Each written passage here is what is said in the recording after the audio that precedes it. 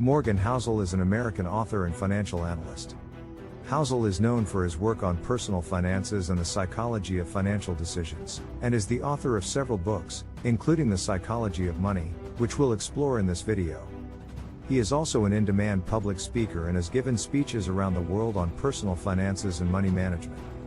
I remind you that Entrepreneur's Wealth is the information channel dedicated to entrepreneurs, successful and aspiring people. Diving and repeating the right training and taking action is the key to your success. Let's go back to the book The Psychology of Money. Financial success has little to do with how smart you are and a lot to do with your behavior.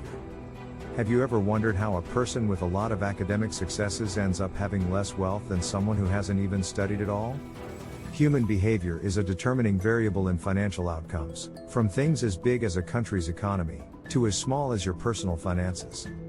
But at the same time, this is the most difficult aspect to analyze and understand. In this video I will summarize the most important chapters of a book written by Morgan Housel, entitled, The Psychology of Money. Let's start. Chapter 1. Nobody is crazy. The idea we have of how the world and money work has little to do with what actually happens in reality and a lot to do with what you believe about it, therefore with your own beliefs. And how you believe the world works is heavily influenced by your own personal experience. This in turn depends on your immediate context. For example, a person living in a country with an inflationary crisis is very likely to have had negative experiences with saving and therefore not needing to spend everything they earn as quickly as possible. However, another person who lives in a country with a stable currency may see savings differently and be more optimistic about it. Here's how two equally intelligent people can have different ideas about how to save and invest money to multiply their wealth. An average professional in Australia before the pandemic crisis could not really understand those who had experienced several economic crises. You can know the numbers and analyze data and statistics, but personal experience is lacking. Every decision people make about their money is justified by the information they receive at the time, and is related to how they think the world works. It seems like we all do crazy things with our money, but no one is crazy. Our monetary decisions are based on unique experiences and can only make sense to us at any given moment. Chapter 2. Luck and Risk. If you interview established entrepreneurs to ask them about their success, they will surely talk about hard work and great sacrifices. This is how they would explain their success, and while that is true for them, the other side of the coin is that there are incalculable and invisible variables that can be decisive. Luck and risk. The results you achieve in life will be controlled by forces beyond your individual effort. Don't get me wrong, this doesn't mean you shouldn't try, but effort isn't the only ingredient for success. Many people talk about the business success of Bill Gates' innovation. There are even those who see him as an example to follow. But Bill Gates was educated at Lakeside School, an elite private school in Seattle.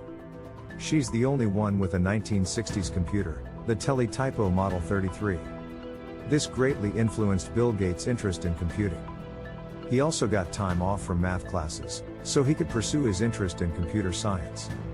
Bill Gates himself admitted that if he hadn't studied at a computer science school like Lakeside, Microsoft wouldn't have existed. Gates wasn't the only brilliant student in the school. With him were his friends Paul Allen and Kent Evans. Anyone would have thought that all three were destined for success.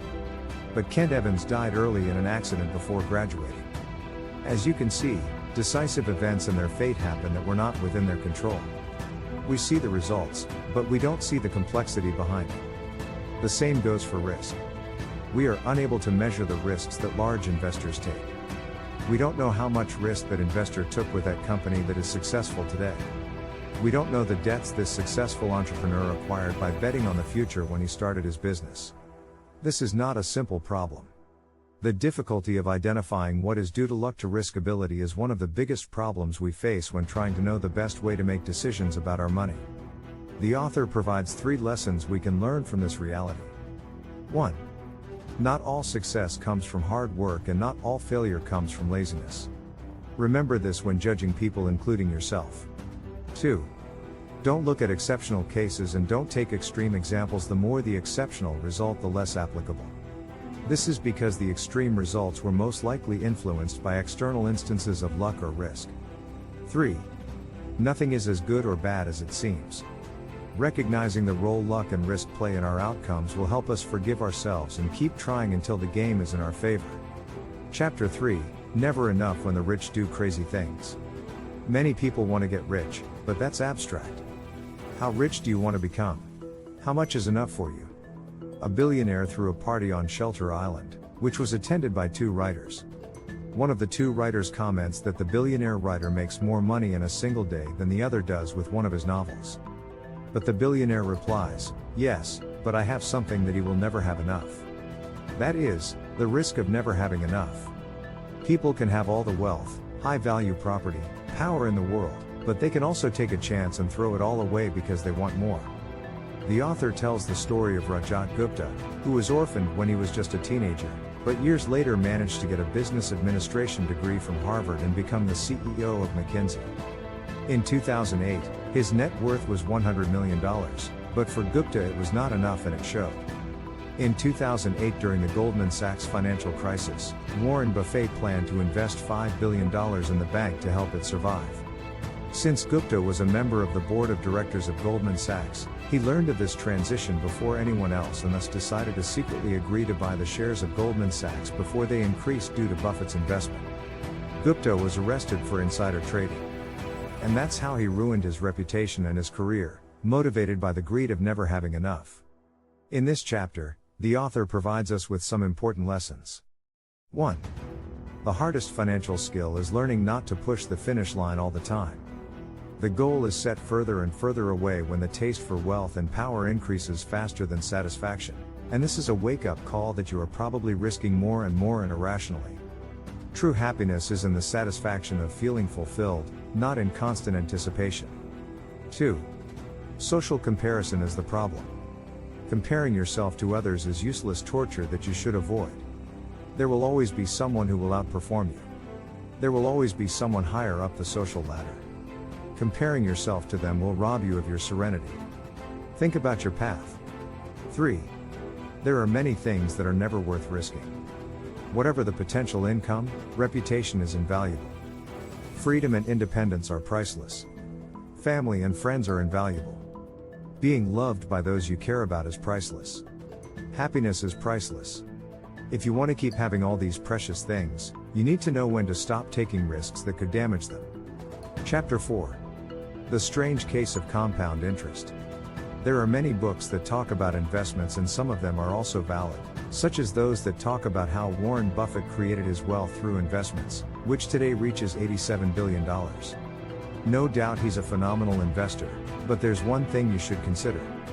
Buffett is not only a good investor, he was until he was just a kid. This is how he amassed over 90% of his assets after the age of 50. Warren Buffett is good at interviews, but his secret is time. This is how compound interest works. The lesson that the author teaches in this chapter is that investing well does not necessarily mean obtaining the highest returns. The highest returns tend to be one-time, non-repeatable events. A good investment is about getting good returns that you can keep and repeat for the longest period of time. And as Charlie Munger said, the first rule of compounding is never to interrupt it unnecessarily. Chapter 5. Get Rich, Stay Rich. Many finance gurus talk about how to get rich, which has made this topic boring for many people. But there is one thing that is often overlooked. It is not just a question of accumulating a certain capital, but of maintaining one's wealth over time. The author argues that there is only one way to stay rich, a combination of frugality and paranoia. Frugality means using your resources wisely. Getting rich requires taking risks. Be optimistic about the future and make yourself known. Staying rich requires humility and the fear that what you have earned will be taken away from you or you will lose it. Compound interest is like planting a tree. In a year you won't see much progress, but in 10 years you will notice the difference. It's in 50 years, you will have created something extraordinary. However, to stay on your feet this long requires you to survive the unpredictable ups and downs of life that we all go through over time. Chapter 6. You can be wrong once out of 2 and still become very rich. In this chapter, the author tells the story of Nicholas Berggruen, a man admired for his sixth sense in investing in art. Berggruen managed to amass a collection of valuable works of art, but in reality it was not a matter of pure intuition. Rather Berggruen, he bought large quantities of masterpieces, and of all these only a small part became valuable art. This means that Berggruen was wrong most of the time, but still succeeded. If you want to venture into the world of entrepreneurship and investing, you have to understand that many things in the world respect the Pareto principle, or the 80 out of 20 rule. Among other things, on the channel you will find a video dedicated to the Pareto principle that will help you improve your productivity. So investors, experts and big companies expect that of 100% of their investment decisions 80% will fail. If you see something achieve extraordinary results or become famous or influential, you need to understand that it is an event in the thousands or in the millions. This is the stock market.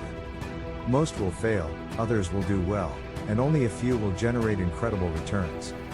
According to the author, Warren Buffett admitted that he owned shares in more than 400 different companies in his life, but the most significant gains came from only 10 of them. Many large companies understand this reality.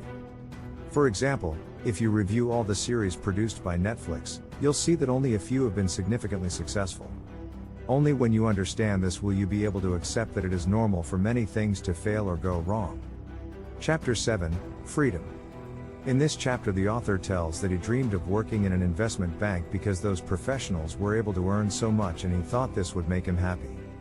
Once he got the job he understood from day one why they were making so much money. They worked harder and longer and were subjected to more scrutiny than any human being could bear. The author recounts that although with that job he felt important and received a good salary, at a certain point he no longer tolerated having become a slave to his boss, being forced to work every second of the day. This made those days the most miserable of his life. He could not work like this for more than a month. Working on something we love, at a pace we can't control, can turn into something you hate. No matter how much you love your business, if it starts taking over your time, you'll end up hating it. The highest form of wealth is the ability to wake up every morning and say, "Today I can do whatever I want." We always hear people say they want to be happy. But happiness is complex because we are all different. However, there is one common denominator: the universal fuel of joy is the ability to be in control of one's life. There are many opportunities for income, but many are pitfalls from which it can be difficult to escape. Don't fall into the endless cycle of earning more, losing one of the most precious values, i.e. freedom, the ability to do what you want, when you want, with whoever you want, for as long as you want. Freedom has no price. Thanks for watching.